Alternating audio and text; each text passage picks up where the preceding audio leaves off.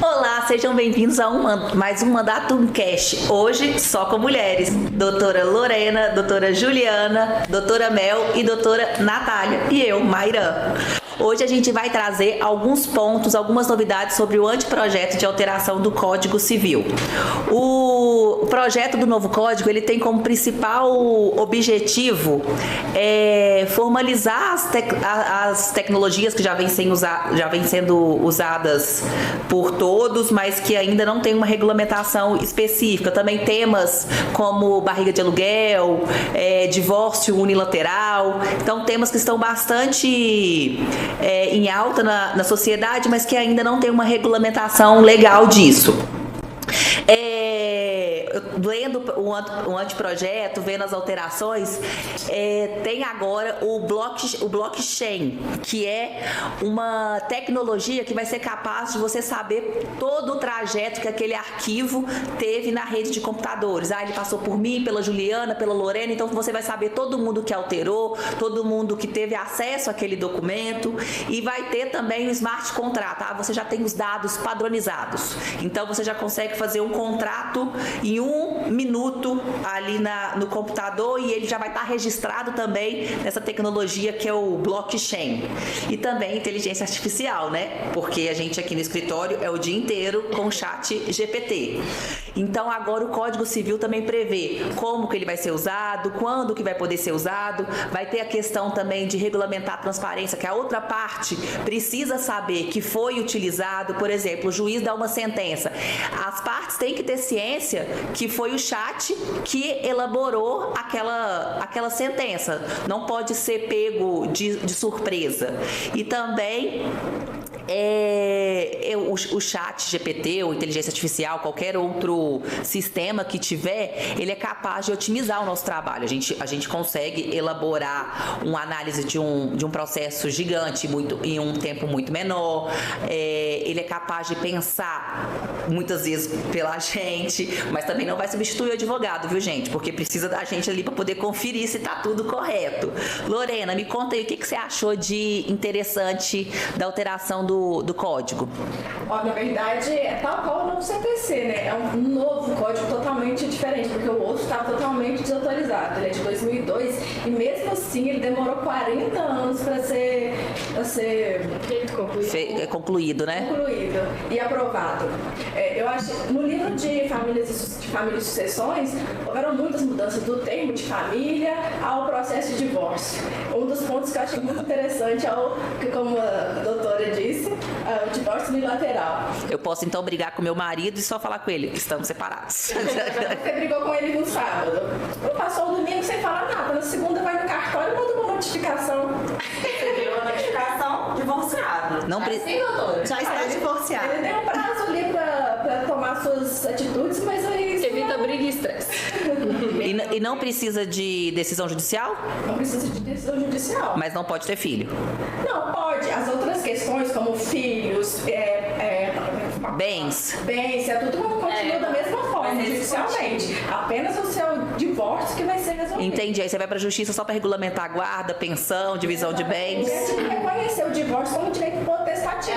Você tem o direito de não estar mais naquela situação. O que o anteprojeto parece que tenta valorizar é direitos e garantias individuais mesmo. A pessoa quer exercer o direito de divórcio, que a gente chama de direito potestativo, vai lá no cartório, exerce, fica livre do marido, da esposa, rapidinho. Até nessas questões de agressão, né? Tem muita agressão física, psicológica, que não precisa esperar um deslinde todo de um processo. Ainda mais que o processo é muito longo, né? Em 24 horas estou divorciada. Sim. Agora, eu queria fazer uma pergunta para a doutora Mari. Decisões de inteligência artificial, a gente vai precisar de um recurso novo para isso. Um novo recurso só para recorrer de decisões de inteligência artificial. Pois é, né? Porque ele vai... Você pensa, a inteligência artificial faz toda aquela busca, faz a busca de dados mesmo, então, teoricamente, ele tá mais certo que o entendimento mas ainda humano. Tem que se atentar ao que eles inventam, né? Porque o chat, de vez em quando, ainda manda algumas pegadinhas pra gente. Se não tiver um advogado então, pra como conferir... como é que a gente vai contrapor a inteligência artificial numa sentença? Não dá para fazer por apelação. O CPC também vai precisar de forma. Eu não vou conseguir fazer uma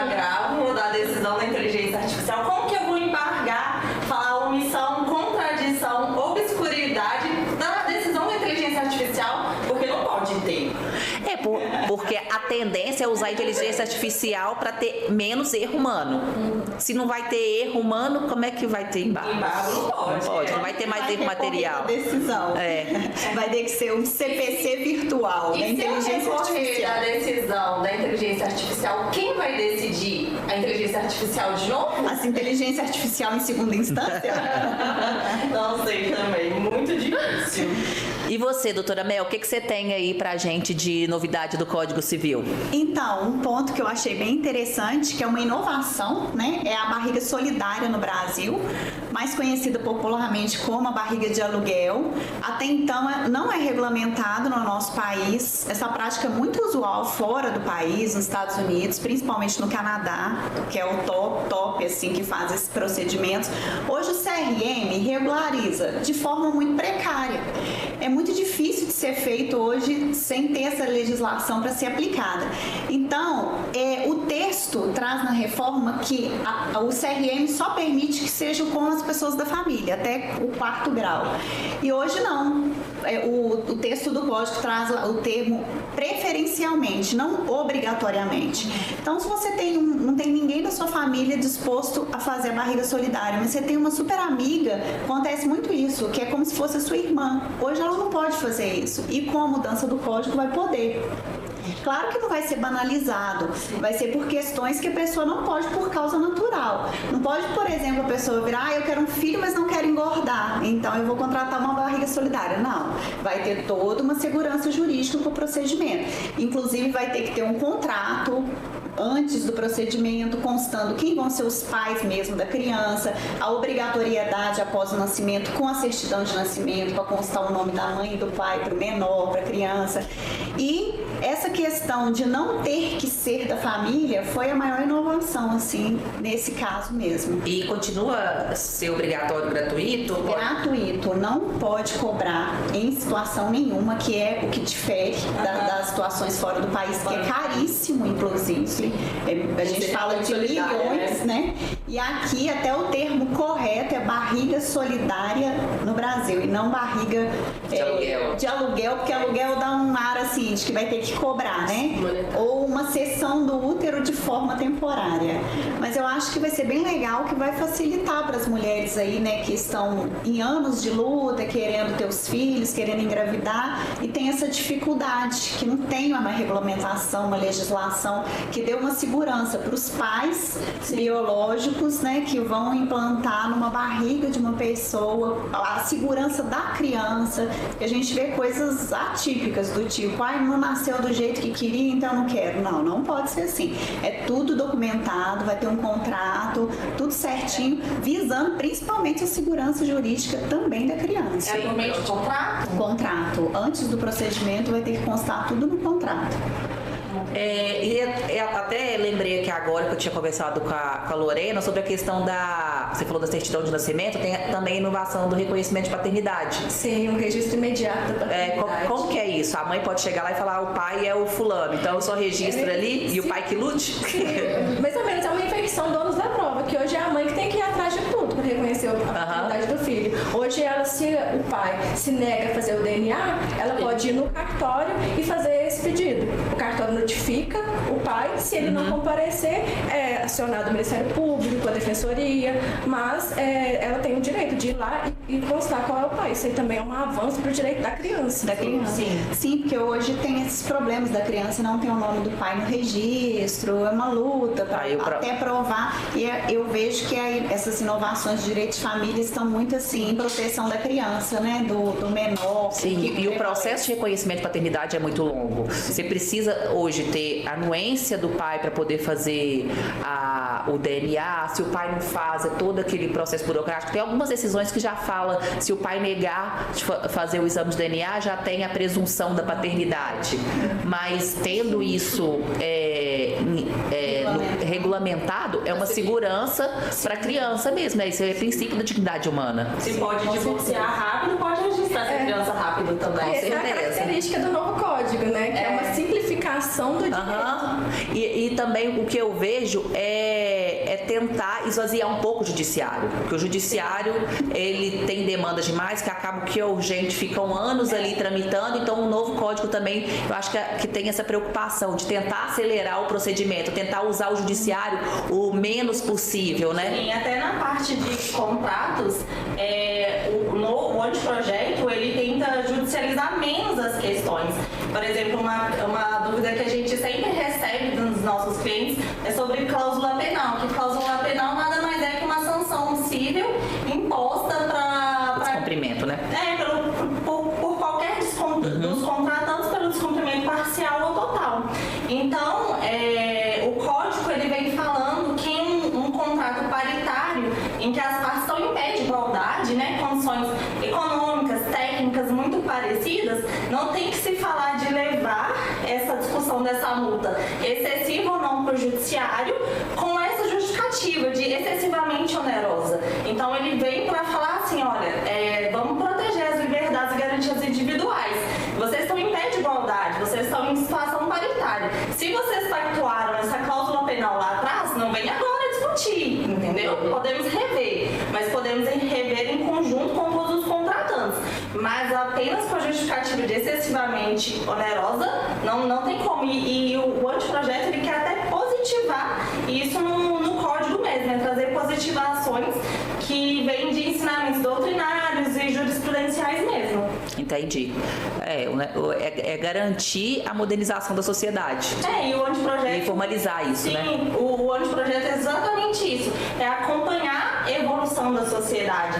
Assim como foi a reforma da CLT, a reforma do CPC, agora, né, a possível reforma do Código Civil é exatamente acompanhar essa evolução da sociedade, as mudanças nos direitos de família, essa questão da barriga solidária, que a gente não pode mais falar barriga de aluguel. Então, o código quer isso mesmo e judicializar menos. Mas uma curiosidade também, falando da evolução, é que a questão da exclusão do cônjuge como herdeiro necessário é uma redação do Código Antigo de 1916. Então temos um retrocesso. Sim, foi um retrocesso, porque já era uma questão polêmica ter o cônjuge como herdeiro necessário. Agora eles estão voltando ele, tirando ele como necessário. Eu ainda não consigo entender retirar o cônjuge como herdeiro necessário, não. Preciso entender melhor. Então podemos pensar então que é um retrocesso nesse caso. Essa questão do contrato também para dar mais efetividade para o contrato, né? Porque o contrato faz lei entre as partes. E para hoje tudo se discute no judiciário de um contrato porque você, eu não quero mais o contrato, então eu vou discutir. Até como a doutora Mai disse, para tirar um pouco de demanda do judiciário. É valorizar o princípio da autonomia da vontade. Vocês contrataram, são partes capazes, objeto lícito, possível e determinado. Sim. Contrataram lá atrás, vamos manter. Então não é excessivamente oneroso. Não vamos buscar o judiciário, sobrecarregar o judiciário, trazer demandas que é para ganhar tempo. A gente sabe que é para ganhar tempo. Por mero arrependimento, né? E não por ilegalidade no contrato. Sim, para discutir. Então ele fala assim, vamos positivar isso aqui, partes paritárias, não vamos discutir cláusulas excessivamente onerosas. E na questão do direito do consumidor com a nossa especialista, a doutora Nath, conta pra gente das comprinhas virtuais. O que tem de... em modernidade, o que é mais moderno do que as compras virtuais, né? Vou poder comprar na Shein? Então, tem um polêmico. Menos de $50. Mas as compras virtuais agora, eu acho que depois de 2020, que teve a pandemia do Covid-19, deu um salto gigantesco. Foi mais de 40% de aumento nas compras virtuais depois da pandemia, né? E querendo ou não, o consumidor ainda fica muito inseguro no que comprar, como comprar. O Código de Defesa do Consumidor está aqui para defender o consumidor. Mas também tem uma lei própria que foi formulada em 2013, que já determina sobre como as compras da internet tem que ser, como que é as lojas virtuais. E hoje em dia as lojas virtuais é o grande momento, né? É o que mais acontece, a loja virtual. E o consumidor ele tem que saber que ele tem direito de arrependimento. A compra chegou na sua casa e até 7 dias. Se você não gostou, se você só se arrependeu de ter comprado, você pode devolver. Tem que ter o seu dinheiro de volta, independente se veio estragado, se não serviu, não precisa justificar. Apenas o arrependimento já te garante isso. E que a publicidade ela tem que ser muito bem escrita, ela tem que ser muito bem discriminada. Você não pode ser pego de surpresa com uma peça. Então, assim, essa mudança no Código Civil eu acho que vai dar uma segurança muito maior para o consumidor. Então, o Código Civil agora ele está reiterando o que já tinha no Código de Defesa do Consumidor, né? Já era garantido o direito ao arrependimento, a questão da garantia também de defeito, vícios, essas coisas. Então, agora... Evitar expectativa e realidade. Exatamente. Sou adepta. Porque acaba que tem muita proteção, né, do CDC quando é questão de relação de consumo nos juizados, que aplicam, mas aí nessa situação, numa demanda com valores mais altos, você pode discutir também no processo. O PROCON também ele é muito bom para discutir esse tipo de problema, caso você não queira na ação judicial. E na justiça comum, agora com respaldo também do Código Civil, não só do CDC, né? Sim. E aí, Juliana, conta aqui pra gente também como é que tá o andamento, o que tá acontecendo aí nesse anteprojeto. Então, como nós só temos mulheres, né? Então vamos valorizar as mulheres aqui presentes, porque é a primeira vez que uma redação do Código Civil tem a presença de juristas, o que é de extrema importância, e aí acompanhando a evolução da sociedade, mulheres cada vez mais presentes no mercado de trabalho, em cargos de maior responsabilidade, mais expressivos. E aí a professora Rosa Maria de Andrade Neri, que foi a relatora do texto, e aí na sua participação, né, ela até citou versos da poetisa Cora Coralina.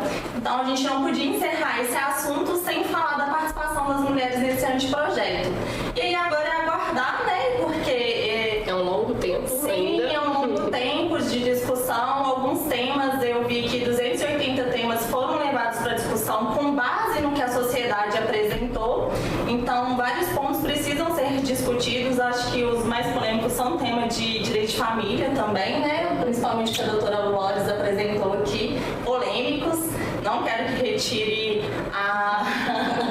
o direito da esposa, da ameaça. A ameaça vai ser preservada, né? Do direito de herança, então, é muito importante.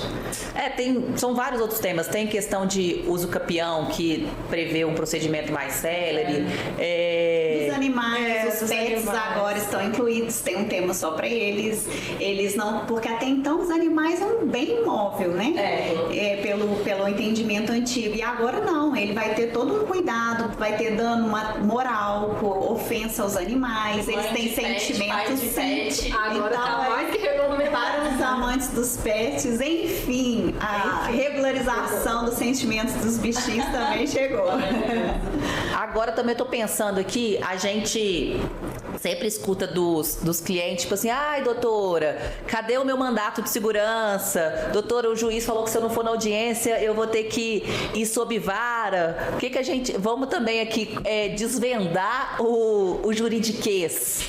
O que vocês têm aí para poder contar da questão desses termos? Todo dia eu escuto aqui, doutora, pelo amor de Deus, me faz aqui um mandato de segurança, porque o meu direito é líquido e certo e eu preciso resguardar agora. Aí a gente, né, que já está habituado, é uma coisa muito comum pra gente, mas realmente o juridiquês causa uma confusão, até de expressões que pra gente é muito simples, causa uma confusão muito grande para as pessoas que são leigas. Hoje com o Google, até que tem mais essa questão de dar um Google lá, você já sabe o que é. Sim. Mas primeiro, tipo assim, mandato e mandado. Tipo, o mandado é o oficial de justiça que vai lá cumprir. O mandato é a procuração que você assina dando poder do seu advogado para falar em seu nome em juiz ou em qualquer outra repartição. O que mais vocês têm de engraçado? Na verdade, eu só tenho um ponto para poder fazer. Não é preconceito, viu, gente? Mas a gente tem a doutora Mel, que tem várias expressões que nem a gente consegue entender. A gente tem que data venha, doutora Mel. Explique seus... O ministro Luiz Barroso ia vir aqui para poder falar, doutora Mel, use menos as expressões jurídicas. Ele escreveu todo esse texto para diminuir o juridiquês, que ele estava olhando alguma petição minha. A CNJ vai colocar lá na mesa da doutora Mel, selo pseudo-linguagem. Sim, realmente eu gosto de usar uns termos de juridiquês, mas hoje, né, a sociedade está cada dia mais próxima do seu advogado, cada dia mais próximo do judiciário, que antes era uma distância muito grande. Então a gente tem que tomar esse cuidado mesmo para não rebuscar muito. Olha eu usando rebuscado. Já tá rebuscado. Então a gente estava brincando aí ontem, eu até falei com elas que eu adoro terminar minha petição assim, epítome é o relatório, que nada mais é que, em resumo, é o relatório. Por que não escrever em resumo é o relatório? Até para um cliente, quando vai pegar a cópia de um processo, conseguir ler. O Adriano lá do administrativo aqui do escritório, esses dias pegou uma decisão, foi lá na minha sala, não, eu vim aqui para você me explicar, doutora Mel, porque eu li, eu não entendo nada do que está escrito aqui. Sim. Então são muitos termos, né, que gera essa dúvida no cliente. O cliente liga, como está meu processo? Seu processo está concluso. Tá o quê? O que é isso? E concluso nada mais está aguardando o juiz, dá o despacho, dá a decisão, o entendimento dele, né? E tem... Quando eu comecei a fazer estágio, eu tinha que ir ao fórum, né, no fórum, fazer carga do processo. Então eu falei assim, gente, que carga d'águas é fazer carga do processo? Fazer carga do processo nada mais é do que você chegar no balcão do fórum e pegar o processo. Me dá o meu processo que eu tô indo embora com ele. Não é ligar ele na tomada. O advogado fala pro estagiário, vai lá e faz carga. Vai lá e não me explica. Não. O estagiário chega no balcão. O advogado, no caso, é a doutora Ju, viu, gente? Sim, porque eu passei por isso. Eu espero que as outras pessoas passem também. A gente aprende, a gente aprende na dor, não é só fazer carga do processo. Eu lembro que a primeira vez que eu também fui pedida assim, eu era estagiária, cheguei no primeiro estágio, você tem que ir lá fazer carga no processo. Eu fui no banheiro correndo e liguei pra minha amiga advogada, o que é fazer carga no processo? Você entregava o Siscom, que nem existe mais hoje, falava, mandaram eu fazer carga. Aí você fica esperando o que o outro vai fazer pra você saber o que é fazer carga. Sim. E carga é retirar o processo da secretaria, só isso. Só isso, não tem nada mais. E concluso, está com o juiz aguardando ele decidir o que você pediu. aí agora a Natália vai falar, concluso eu expliquei, Natália. Quando eu cheguei também para fazer estágio, eu falava, o que é o processo concluso? Aí Juliana, com todo seu amor, explicou. Ele tá lá na mesa do juiz, pro juiz decidir. E é exatamente isso, é só aguardar a decisão do juiz. É, muito bom. E a Juliana usou, brincando comigo, o termo data vênia, né? Porque data vênia a gente usa muito nas petições, nada mais é quando você quer chamar atenção para um fato no processo, ou para um termo, ou para uma decisão que não está de acordo com a legislação, que não está de acordo com a justiça. É um pedido de desculpa. Excelente, eu entendo que seu entendimento foi esse, mas data vênia, me desculpa, mas se até a legislação civil está modernizando, a gente também precisa modernizar e facilitar a vida do outro, eu acho né, que gente? Quando a gente facilita o vocabulário, a gente traz as pessoas para mais próximo. Sim. A gente consegue colocar o poder da justiça para mais pessoas. Sim. Não é banalizar a linguagem, a escrita, é simplesmente mesmo facilitar a leitura de quem não tem conhecimento jurídico. É esse porque esse tema ele foi levantado até pelo Luiz Roberto Barroso, ministro do Supremo Tribunal Federal, da questão da linguagem, que essa linguagem muito técnica, muito rebuscada, ela não aproxima a sociedade das decisões judiciais. E aí a gente fica lá criticando a sociedade, fica criticando porque não entende.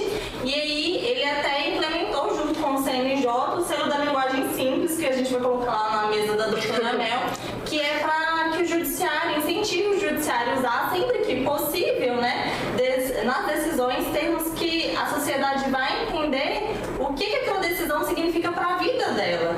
Sim. Então, até por isso que a gente está fazendo essa brincadeira aqui com esses termos. E mais uma vez, a legislação, né, os juristas, os tribunais se adequando com a mudança da sociedade. Porque antigamente, fazer uma petição com termos em latim, com os termos...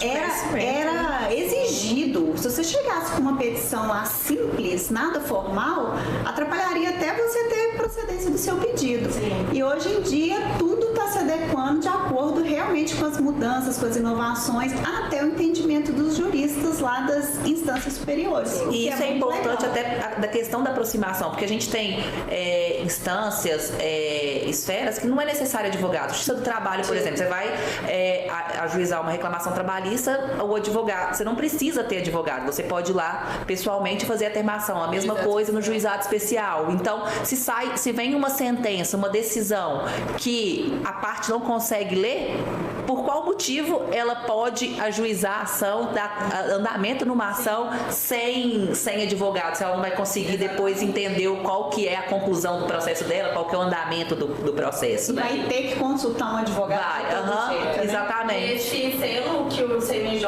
está implementando nos tribunais para simplificar a linguagem, ele também inclui a criação de manuais, porque alguns termos realmente não tem como a gente dispensar o uso, né? Não vai ter como a gente deixar de usar. Mas vão ser criados manuais para que a sociedade possa entender. Por exemplo, transitado em julgado, que a gente recebe muita pergunta, né, Mel? Então, vai ter lá escrito, olha, transitado em julgado é uma decisão que não cabe mais recurso. Então, a gente precisa começar a cumprir aquela decisão. Lorena, conta pra gente o que é o famoso você vai sob vara. A nossa condução coercitiva. Não foi na audiência. O que acontece? Sob vara. Exatamente. Conduzido. Tem mais alguma A aí? revelia, né? Despachar também Quando a é gente muito bom. fala, o autor às vezes entra com a petição inicial, aí vem saber, aí agora, depois da audiência, o que acontece, doutor? Teve a revelia do réu. Eu falo, tá, e aí? Né? Que é o rebel. Todo mundo assusta. Rebel. Nossa, eu sou rebel. Calma, gente. Dá pra produzir prova ainda. Sim. Calma. E a revelia nada mais é que o réu, no momento oportuno para apresentar a defesa, né, sobre tudo que está sendo dito na petição inicial, ele não se manifestou. Perdeu o prazo. E ele, então, assim, ele deu a possibilidade do juiz, em regra, de dar procedência no pedido da petição inicial, porque o réu revel também não é requisito final para que o pedido seja julgado procedente. O juiz vai analisar todo o caderno probatório dos autos, vai analisar a prova, vai analisar tudo, mas já é um ponto, vamos dizer assim, para o autor, porque o réu não apresentou defesa. Em contrapartida, tem a contumácia, que é o não comparecimento do autor na audiência. Você vem no escritório, contrata o advogado, amola o advogado que a ação tem que ser ajuizada rápido, com pressa e tal, e no dia da audiência você não comparece. O mais interessado na De contumácia. multa. Aí você vai ser multado, em algumas situações no juizado até extingue o processo, né? Mas em outros o processo vai seguir, mas você vai ser multado, porque não compareceu para poder ali viabilizar um acordo, né? E conversar, ser escutado, ou a primeira fala do autor é importante nessa audiência. Então, não deixe de comparecer nas audiências, tá, gente? Por favor, dificulta a defesa do advogado Ou então depois. pague a multa de contumácia feliz. Feliz, sem achar ruim. Doutora Nath, despachar com o juiz é o quê? Fazer uma encruzilhada? Despachar com o juiz deixa muita gente nervosa, e essa muita gente eu me enquadro. Mas é só ir lá conversar com ele sobre o processo, ressaltar algum ponto da sua petição que você quer que ele tenha um pouquinho mais de atenção, pedir com jeitinho pro juiz, é uma conversa. Então, ótimo. Mais alguma expressão, gente, que a gente precisa aqui contar o que é? A gente vai ter que remarcar. Acho que é pra um outro quadro. Transitou em julgado esse podcast. Então. Não cabe mais perguntas, não cabe mais Vocês que estão aí nos assistindo, Manda se no tiver alguma comentário. dúvida, pode mandar que a gente dá um jeitinho de like. chegar aqui e tirar a Coloca no dúvida de comentário que a gente vocês. vai olhar todos e responder no próximo podcast. Então, esse foi mais um Mandato Cash, só com mulheres, né? As mulheres da mandato. Isso aí. E até o próximo episódio. Obrigada. Obrigada, tchau, bom dia.